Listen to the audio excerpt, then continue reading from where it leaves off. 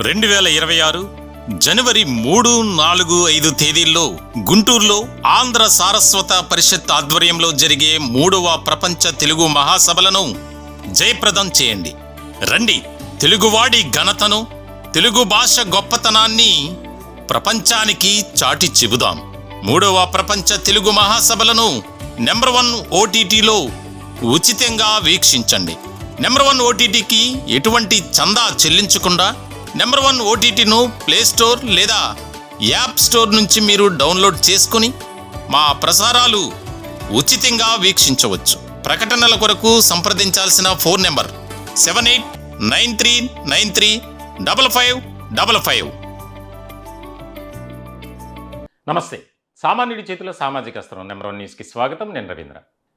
కూటమి ప్రభుత్వంలో ట్రబుల్ షూటర్గా సేనాని పవన్ కళ్యాణ్ ఉన్నారా? డైరెక్ట్గా తెలుగుదేశం పార్టీ నుంచి ఎవరు కూడా ముందుకు రాకుండా పార్టీ అధినేత ముఖ్యమంత్రి నారా చంద్రబాబు నాయుడు జనసేనాని డిప్యూటీ సీఎం పవన్ కళ్యాణ్ సేవలను వినియోగించుకోవాలి, సమస్య ఉన్న ప్రాంతంలో ఆయన్ను రంగంలోకి దింపితే కాస్త వెసులుబాటు ఉంటుంది అనే ఆలోచన చేస్తున్నారా? దీని మీదే రాష్ట్ర రాజకీయ వర్గాల్లో ఒక విస్తృతమైనటువంటి స్థాయిలో చర్చ జరుగుతుంది. ఎందుకనంటే ఈ మధ్య కాలంలో జరిగినటువంటి పరిణామాలే దానికి ఉదాహరణ. ఫర్ ఎగ్జాంపుల్, తాజాగా జరిగినటువంటి ఒక ఇన్సిడెంట్ తీసుకుందాం. కోనసీమలో ఏదైతే 14 గ్రామాల రైతులు, కొబ్బరి రైతులు వారి పంటలను పోగొట్టుకొని ఆ ఉప్పు నీరు ఏదైతే సముద్రం నుంచి వచ్చినటువంటి ఉప్పు నీరు పంట పొలాల్లోకి ప్రవేశించడంతో అక్కడ దాదాపు వేలాది ఎకరాలు నష్టపోయినటువంటి పరిస్థితి కొబ్బరి పంట. ఇటువంటి తరుణంలో ఏదైతే దీనికి సంబంధించి రైతులు ఆపన్న హస్తం కోసం ఎదురు చూస్తున్నటువంటి తరుణంలో ఈ సమస్యను తమ భుజంపై వేసుకుంది నెంబర్ 1 న్యూస్. సామాన్యుడి చేతిలో సామాజిక అస్త్రం నెంబర్ 1 న్యూస్ సామాన్యుడి పక్షాన నిలబడి ప్రజలకు పాలకులకు మధ్య ఒక వారధిగా ముందుకు వెళ్ళడంలో సక్సెస్ అయింది. దానికి సంబంధించి మా నెంబర్ 1 మీడియా సంస్థల అధినేత మంచాల సాయి సుధాకర్ నాయుడు గారు సెప్టెంబర్ 17, 18 ఈ 2 రోజుల్లో ఆ ప్రాంతంలో పర్యటించారు.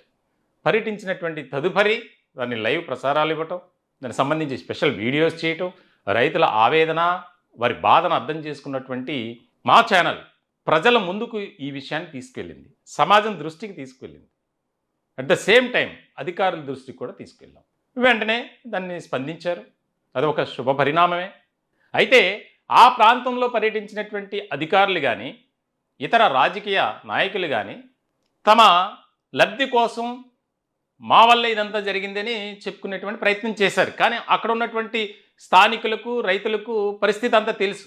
నెంబర్ 1 న్యూస్ అడుగు పెట్టిన తర్వాతే వీరంతా మా గ్రామాల వైపు చూశారు, మా బాధలను తెలుసుకునేందుకు ప్రయత్నం చేశారు అని ఇప్పటికి కూడా చెప్తూనే ఉన్నారు. ఇలాంటి క్రమంలో ఇరిగేషన్ మినిస్టర్గా నిమ్మల రామానాయుడు వెళ్ళారు, అలాగే హార్టికల్చర్ ఆఫీసర్స్ వెళ్ళారు, ఇతర ఆయా డిపార్ట్మెంట్ సంబంధించి వెళ్ళి అక్కడ సర్వే చేశారు, సాయిల్ టెస్ట్ శాంపిల్స్ని సేకరించి తీసుకెళ్ళారు. అక్కడ ఏం జరుగుతుంది, ఎందుకు ఈ పరిస్థితి వచ్చింది, వాస్తవిక పరిస్థితులు ఏంటి అన్నీ ఒక సమీక్ష జరిపి దాన్ని నివేదికను ప్రభుత్వానికి పంపారు. ఆ తర్వాతే నిమ్మల రామానాయుడు మంత్రి గారు అక్కడికి వెళ్ళారు. వెళ్ళిన తర్వాత ఈ సమస్య రైతులతో మాట్లాడిన తర్వాత దాదాపుగా 20 కోట్లు ప్రభుత్వం నుంచి కేటాయిస్తాం అని చెప్పి అనౌన్స్ చేశారు. చేసిన తర్వాత పరిస్థితి ఏంటి, ఎక్కడ వేసిన గొంగళ్ళు అక్కడే అన్నట్లు దానికి సంబంధించి ఒక ఆచరణ మాత్రం జరగల. ఈలోపు నెంబర్ 1 న్యూస్లో వరుసగా కథనాలు రావటం, దానికి సంబంధించి డిప్యూటీ సీఎం స్పందించి నేను ఆ ప్రాంతంలో పర్యటించబోతున్నాను అని ఒక పిలుపునిచ్చారు, ఒక ప్రకటన విడుదల చేశారు. ఇటువంటి క్రమంలో ఒకసారి వాయిదా పడింది. అది కర్నూలుకు సంబంధించి ప్రధాని పర్యటనలో భాగంగా వెళ్ళలేకపోయారు.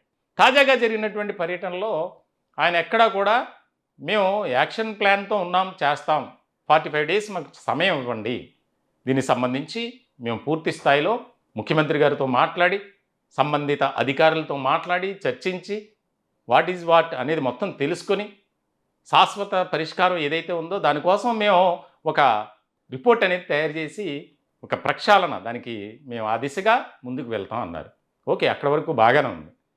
ముందు ఇరిగేషన్ మినిస్టర్ నిమ్మల రామానాయుడు చేసినటువంటి కామెంట్స్ ఏవైతే ఉన్నాయో 20 కోట్లకు సంబంధించి మరి డిప్యూటీ సీఎం హోదాలో వచ్చినటువంటి పవన్ కళ్యాణ్ దాని గురించి ఎందుకు మాట్లాడలేదు అంటే దీనంతా అక్కడ ఉన్నటువంటి రైతులను కాస్త సంతృప్తిపరచడానికి సంతోషపరచడానికి పవన్ కళ్యాణ్ టూర్ జరిగిందా?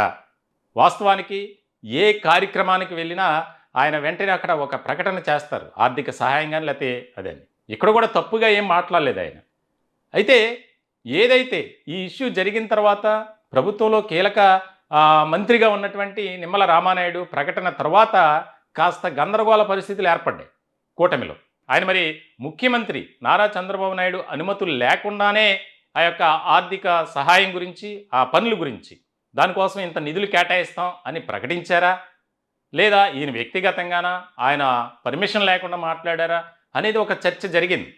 సో దానికి ఇప్పుడు వాస్తవమే, ఎలాంటి అనుమతి లేకుండా మంత్రి మాట్లాడారు కాబట్టే ఈ ఇష్యూని కొద్దిగా చల్లార్చడానికి అక్కడ ఉన్నటువంటి పరిస్థితులను సమీక్షించి ఇది కరెక్ట్గా పవన్ కళ్యాణ్ అయితేనే బెటర్ అన్నట్లుగా భావించారు ముఖ్యమంత్రి నారా చంద్రబాబు నాయుడు అనేది కూడా చర్చ జరుగుతుంది. ఎందుకనంటే అక్కడ ఉన్నటువంటి పరిస్థితులు గతంలో కూడా తెలుగుదేశం పార్టీ అధికారంలో ఉన్నప్పుడు ఇరిగేషన్ మినిస్టర్గా ఉన్నటువంటి దేవినేని ఉమా వెళ్ళి ఇలాగే ప్రకటనలు చేశారు. కనీసం ఆచరణలో మాత్రం శూన్యం, ఒక్క రూపాయి కూడా అక్కడ పనుల కోసం కేటాయించలేదు. అది రైతుల ఆవేదన. ఇక్కడ ఏది చెప్పినా రైతుల ఫీడ్బ్యాక్ అక్కడ ఉన్నటువంటి వాస్తవిక పరిస్థితులను బట్టి చెప్తాం తప్ప మాకు ఎవరి మీద వ్యక్తిగత కక్షలు కానీ దురుద్దేశం కానీ ఏమి లేదు. మాకు వ్యక్తిగత ప్రయోజనాలు కూడా అవసరం లేదు. సమస్య ఎక్కడ ఉంటే నెంబర్ 1 న్యూస్ అక్కడ ఉంటుంది. సో ఇటువంటి తరుణంలో పవన్ కళ్యాణ్ను కూటమి ప్రభుత్వంలో ట్రబుల్ షూటర్గా వాడుతున్నారా అనే చర్చ ఇక్కడ మొదలైంది. ఎస్, నిజమే అయ్యి ఉండొచ్చు. ఏ ప్రభుత్వంలో అయినా ఏ రాష్ట్రంలో అయినా ఒక పార్టీకి కానీ ఇలా ఉన్నప్పుడు ట్రబుల్ షూటర్ అనేది కామన్. ఒకసారి మనం కర్ణాటక వెళ్తే కర్ణాటకలో ఇప్పుడు డిప్యూటీ సీఎంగా ఉన్నటువంటి డికే శివకుమార్ ఆయన ఆ కర్ణాటక రాష్ట్రానికే కాదు చుట్టుపక్కల ఉన్నటువంటి రాష్ట్రాల్లో ఏ సమస్య వచ్చినా ఆయన ట్రబుల్ షూటర్గా వెళ్తారు. అలాగే గులాబీ పార్టీలో ట్రబుల్ షూటర్ ఎవరు ఉన్నారంటే హరీష్ రావు. మనం చూస్తున్నాం ఇలా ఏ పార్టీకైనా అధికారంలో ఉన్నటువంటి సందర్భంలో ఒక ట్రబుల్ షూటర్ అనేది కామన్. ఎందుకంటే ఆ ప్రాంత ప్రజలు జనసేనను ఆదరిస్తున్నారు, అభిమానిస్తున్నారు. ముఖ్యమైనటువంటి కారణం ఏంటంటే గతంలో వైఎస్ఆర్సీపీ గాలి వీస్తుంది, కంప్లీట్గా వారి పక్షాన ప్రజలు నిలబడ్డారు అనుకున్నటువంటి సందర్భంలో కూడా జనసేన ఒకే ఒక స్థానాన్ని విజయం సాధించింది. ఆ నియోజకవర్గమే రాజోలు, రాపాక వరప్రసాద్. మళ్ళీ ఘన విజయం సాధించారు దేవా వరప్రసాద్. సో ఇటువంటి సందర్భంలో అంటే జనసేన పార్టీ పట్ల ఎంత అభిమానం, ఆదరణ, ప్రేమ, ఆప్యాయత, అనురాగం ఎన్ని కలిగి ఉన్నారో ఆ నియోజకవర్గ ప్రజలు అర్థమైపోతుంది. అటువంటి తరుణంలోనే మరి రాజోలు నియోజకవర్గంలోని ప్రాంతమే ఈ యొక్క కోనసీమ కొబ్బరి రైతులు 13-14 గ్రామాల ప్రజలు. సో మొత్తానికైతే కూటమిలో ఇప్పుడున్నటువంటి పరిస్థితులను అన్నిటినీ కూడా సమీక్షించి ఎవరికి కూడా బాధ కలగకుండా వ్యవహరించడంలో పవన్ కళ్యాణ్ కీలకమైనటువంటి పాత్ర పోషిస్తున్నారు. ఎందుకంటే తెలుగుదేశం పార్టీలో ఆ రోల్ ప్లే చేయడానికి ఎవరు కూడా అంత ఎలిజిబుల్ కారు అనేది కూడా ఒక చర్చ జరుగుతుంది రాజకీయ వర్గాల్లో.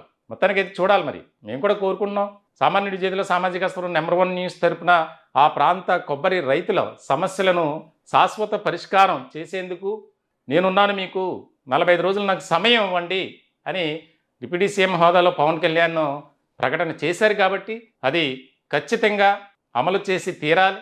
అక్కడ ఉన్నటువంటి రైతుల బాధలను, వారి కన్నీటిని తుడవాలని మేము కూడా కోరుకుంటున్నాం. మొత్తానికైతే కూటమి ప్రభుత్వం, ముఖ్యంగా సుదీర్ఘ రాజకీయ అనుభవం కలిగినటువంటి వ్యక్తి నారా చంద్రబాబు నాయుడు, ఆయన పవన్ కళ్యాణ్ సేవలను వినియోగించడానికే ఇంట్రెస్ట్ చూపిస్తున్నారు. ఇటువంటి సమస్యను చాలా సున్నితంగా డీల్ చేయగలిగినటువంటి వ్యక్తి ఏకైకంగా పవన్ కళ్యాణ్ ఉన్నారు అనేది కూడా పార్టీలో రాజకీయ వర్గాల్లో కూడా చర్చ జరుగుతుంది. చూడాలి ఇంకెన్ని సమీకరణాలు, మార్పులు, చేర్పులు ఉంటాయనేది చాలా ముఖ్యమైనటువంటి అంశం. ఈ టాపిక్పై మీ విలువైనటువంటి అభిప్రాయాలు కామెంట్ రూపంలో తెలియజేయండి.